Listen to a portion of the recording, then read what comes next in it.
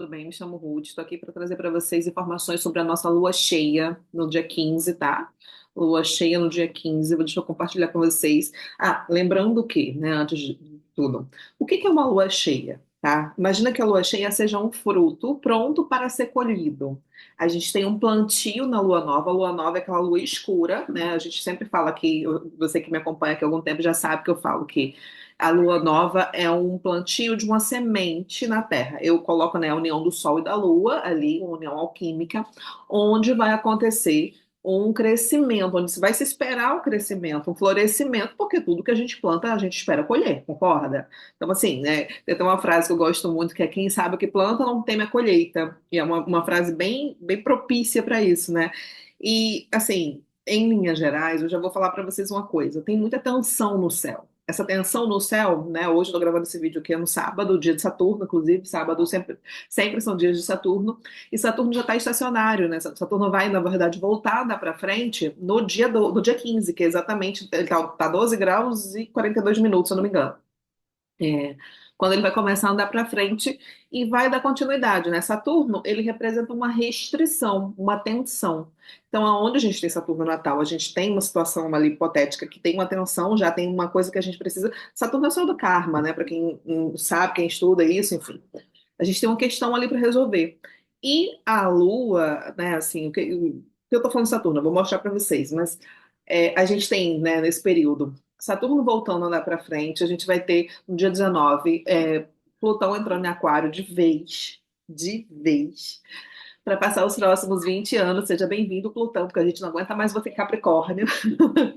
Gente, nada contra o Plutão em Capricórnio, mas a gente não aguenta mais lidar com os mesmos problemas, tá? Tá muito repetitivo tudo, né? E Plutão também não aguenta mais, tá? Já tá arrastando corrente, arrastando bola de ferro no pé, doido para Aquário de vez. Por quê? Porque lá ele vai resolver questões de revolução, né? Assim, a questão da revolução no sentido não bélico, tá? Não exatamente, pode ser que sim, mas não exatamente. Ele vai revolucionar e transformar, aliás, transmutar. Transformar é quando eu mudo a forma, né? Transformar. Aí a gente tem o radical for, né? A transformação, eu não mudo a essência. A transmutação, eu mudo a essência, tá? A forma é uma capa e a essência é o que de fato é. Isso é bem interessante pensar, é bem interessante saber. Então, no dia 19, a gente vai ter um movimento, né? Tudo está se encaminhando, inclusive, a gente está vivendo, eu estou gravando esse vídeo numa lua crescente em Aquário, crescente aos 19 graus de Aquário, madrugada, agora a gente teve 2 e pouca da manhã. Então, né, que já é uma lua crescente, ela é um desafio, ela é um impulso para o nosso crescimento, ela é uma quadratura, ela sempre vai impulsionar o crescimento. E isso vai culminar numa lua cheia, que é no dia 15. Então, deixa eu compartilhar aqui com vocês. Compartilhar a tela aqui com vocês, só um instantinho. Pronto, compartilhar. Deixa eu maximizar aqui para a gente ficar melhor. A gente ver essa lua melhor. Bem, vamos lá. Esse é o mapa da lua cheia em Touro, tá? Que vai acontecer às 18h29, na sexta-feira. Eu botei pelo horário de Brasília, né? Então, aqui é o mapa da lua nova, aliás, da lua cheia. O que que vai estar acontecendo, né? Nesse movimento? Aqui. A Lua aos 24 graus, 1 minuto, o Sol aos 24 graus, 1 minuto aqui, né? A Lua no Touro, o Sol no Escorpião. E conjunto, né? Assim, um grau de distância de Urano. Gente, assim, Urano em Touro, ele já tem um vídeo aqui no canal sobre Urano em Touro. Se você não sabe do que eu tô falando, eu vou deixar aqui embaixo na descrição para você saber, tá? O que que significa Urano, o que que Urano está fazendo, inclusive, retrógrado nesse movimento, né? Urano, ele é o disruptivo. Urano seria a carta da torre no tarô, tá? Quem entende tarô, quem sabe, né? A carta da torre, aquela informação que vem de onde você não espera, é o inesperado, e que modifica, né, que transforma tudo e transmuta tudo. Transmutação é mais uma questão de Plutão, mas Urano, como ele atinge também no grau microscópico, né, no grau subatômico até, Urano transforma as coisas para que aquilo ali, nunca mais a gente venha falar sobre aquele assunto, entendeu? Assim, tem uma quebra.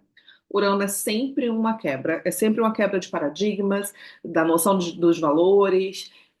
Urano aqui, né, o grau 24 de Touro é um grau, né, para você que tem entre, sei lá, entre 19 e 29 graus. De touro, escorpião, leão e aquário, você provavelmente vai sofrer, né? Vai receber, quando eu falo sofrer, não quer dizer que seja sentimento de dor, de nada disso, mas você vai receber influências dessa lua cheia.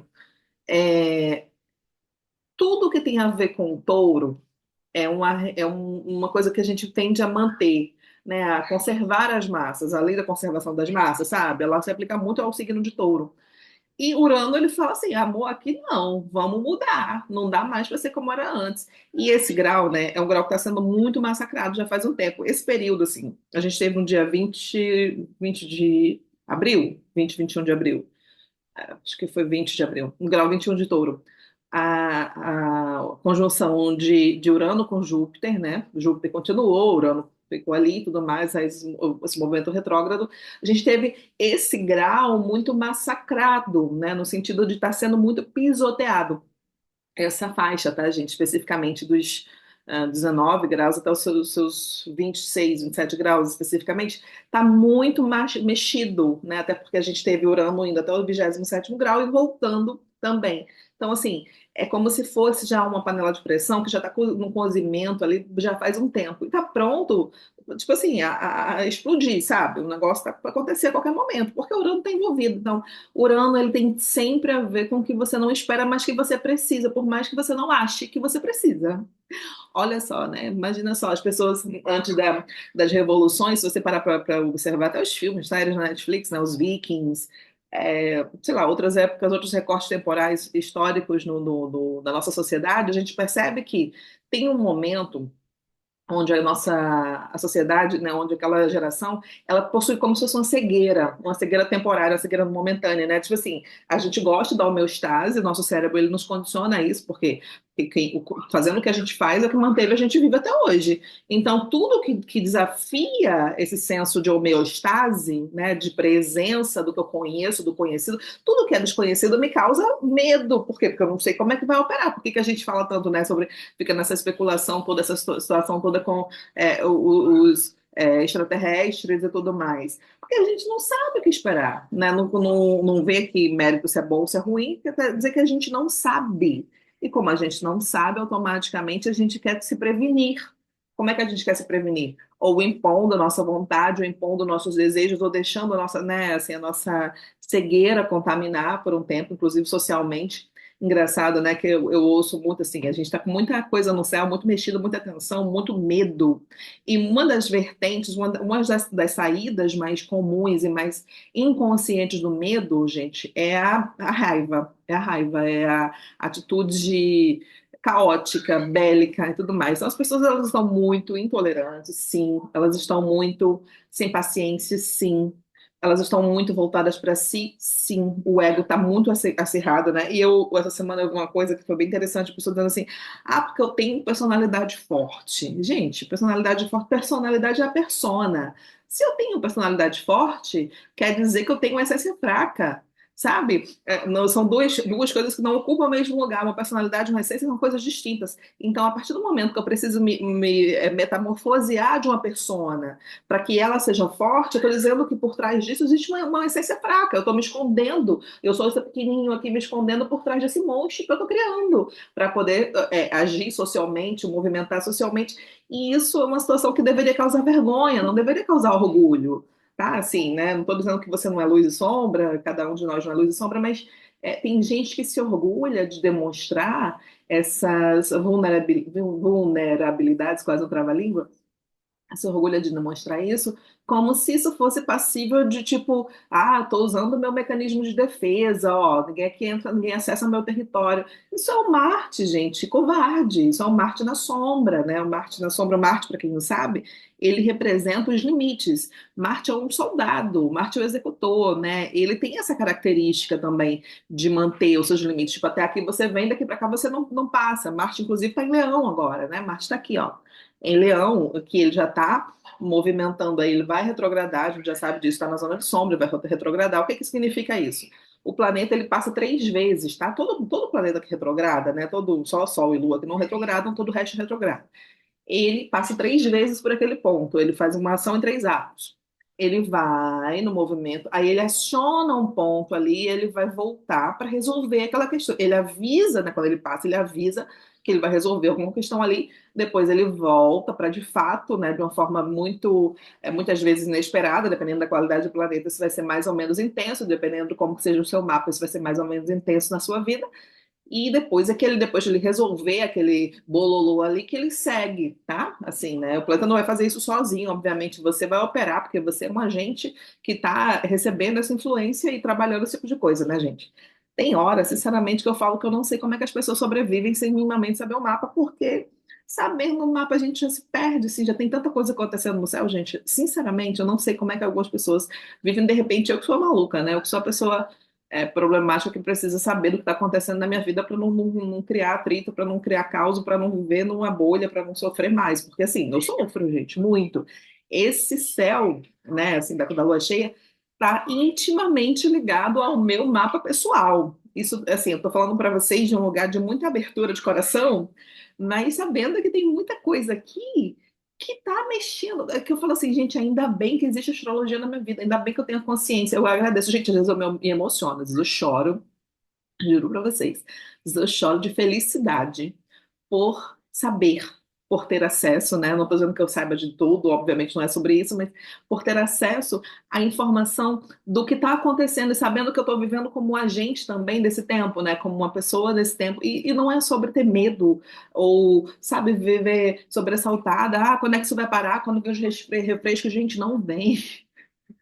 Deixa eu contar para você, não vem, porque tudo é de acordo com a sua observação. Então, se você não encontra o refresco dentro de você, dentro da situação, se você não busca isso como uma rota, não, uma zona de cura, não pode ser uma zona de fuga, tem que ser uma zona de cura.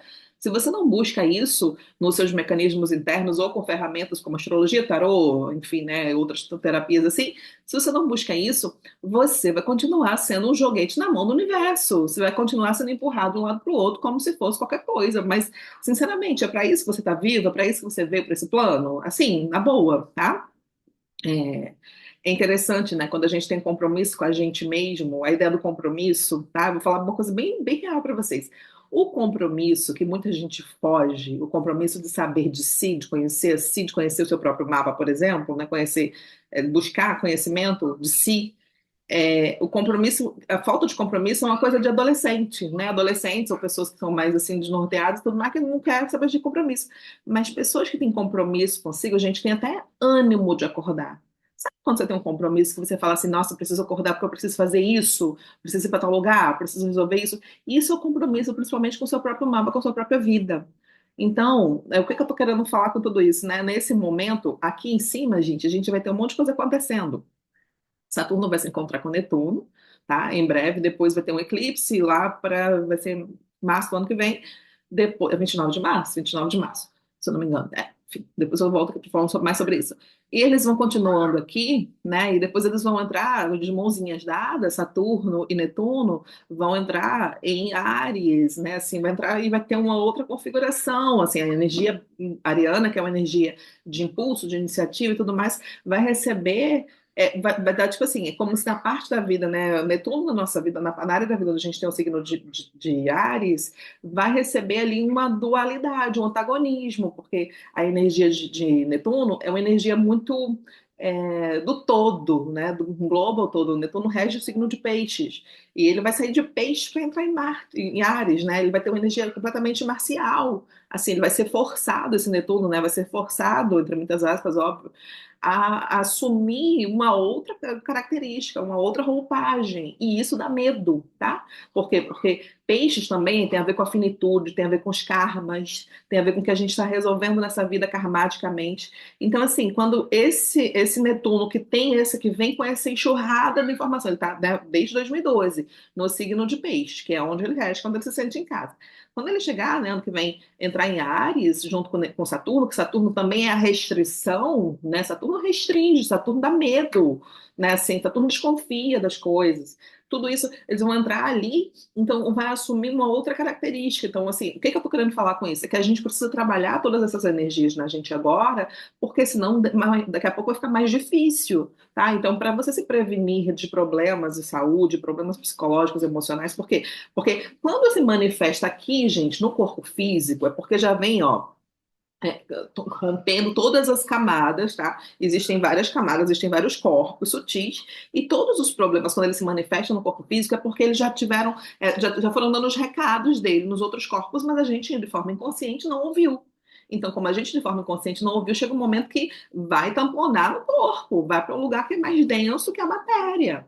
E aí, né? Tipo assim, se você não entende a origem do problema, você vai continuar usando só paliativo, né? Vai ser só placebo, porque se você resolver o problema aqui e não for procurar a causa, que é muito maior, que é muito anterior, que é na doença psicossomática, a questão psicossomática que manifesta na matéria, se você não entender isso, você vai continuar só enxugando gelo, sabe? Sabe quando você vê uma poça no chão? Que assim, tem uma poça, né? Tipo, existe uma.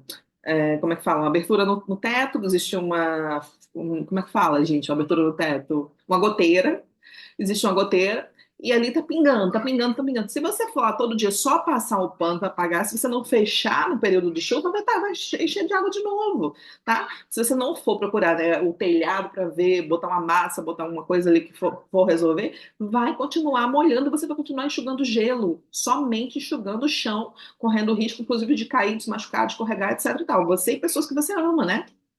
Que convivam com você ou que estejam no mesmo ambiente que você. Então, gente, assim, eu tô falando tudo isso porque o que quer que se manifeste nessa lua, né? A gente também tem que olhar lá para o mês de abril, tá? A gente teve ali no dia 7, né? Do 7 para 8, dia 8 foi exatamente a lua nova em touro. Então, né, que foi uma lua nova conjunta com muitas questões com Quiron em Áries e tal.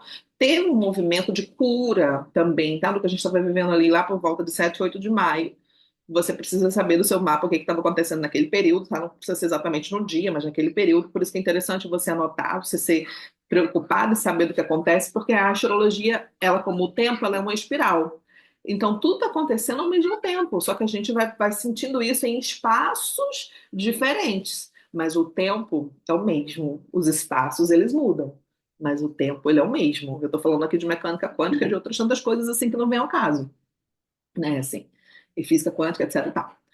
E o que eu quero que vocês entendam é, se vocês estiverem desatentos do seu movimento, né, da vida, do que para você importa, daqui a pouco vai acontecer outras coisas. No dia 25 a gente já tem Mercúrio entrando em retrogradação. Mercúrio entra em retrogradação vai fazer a gente fazer o quê? Revisar listas, repensar coisas, ter cuidado com fake news, porque esse Mercúrio, ele também vai fazer uma oposição dia 18 com Júpiter, tá? Júpiter está em Gêmeos, que é um território de Mercúrio, Mercúrio está em Sagitário, que é o território de Júpiter, eu já falei isso para vocês. E eles, nesse movimento, tem também sujeito a fofoca, fake news, como é que eu posso dizer, autoimposição, imposição de dogmas, de padrões, de repetição de religião, de filosofias e outras muitas coisas, assim. E Mercúrio, né, enfim, ele é muito rápido, ele passa por isso muito rápido. Então, às vezes, você passou o negócio, você nem viu, quando você viu, você já falou o negócio, você não conferiu as fontes, você não sabia, né? Não teve certeza, a sua palavra teve um poder 2, um peso 2 porque está em Sagitário, enfim, né? E Júpiter está em Gêmeos, então numa mútua recepção. Então tá muita coisa acontecendo aqui. Eu tô falando para vocês da lua cheia, a lua cheia em si, ela é um recorte do céu, né? Do que a gente está vivendo nesse céu. E essa lua cheia, ela está intimamente ligada a tantos processos de cura que a gente está sendo obrigados a fazer.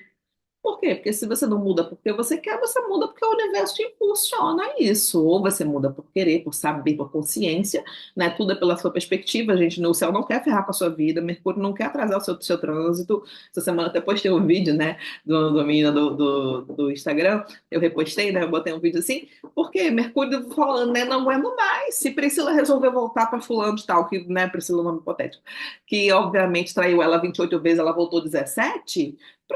Ela, se fulano, por quê? Porque a consciência é sua, a vida é sua, a responsabilidade sobre isso é sua. Então, se você não busca se autoconhecer, se você não busca entendimento, né? Gente, assim, eu falo para vocês, façam um mapa, saibam em que área está tocando na sua vida, por quê? Porque a partir disso, você vai ter resolução para você saber, inclusive, outras coisas, né? O amanhã se constrói do hoje, gente.